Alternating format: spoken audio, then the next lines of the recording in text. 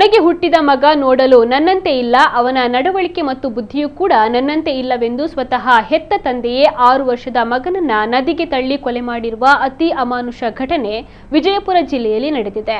ಮಲ್ಲಿಕಾರ್ಜುನ ಅರಕೇರಿ ಎಂಬಾತನೇ ಈ ಘೋರ ಕೃತ್ಯ ಎಸಗಿದ ಆರೋಪಿ. ಈತನ ಪುತ್ರ 6 ವರ್ಷದ ಸಿದ್ಧಾರ್ಥ ಮಲ್ಲಿಕಾರ್ಜುನ ಅರಕೇರಿ ಕೊಲೆಯಾದ ದುರ್ದೈವಿ ಬಾಲಕ.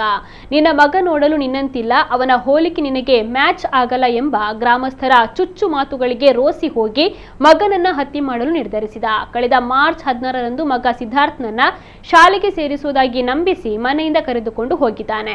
ಯಾರೂ ಇಲ್ಲದ ಸಮಯದಲ್ಲಿ ತನ್ನ ಪುತ್ರನನ್ನ ನದಿಗೆ ತಳ್ಳಿದ್ದಾನೆ.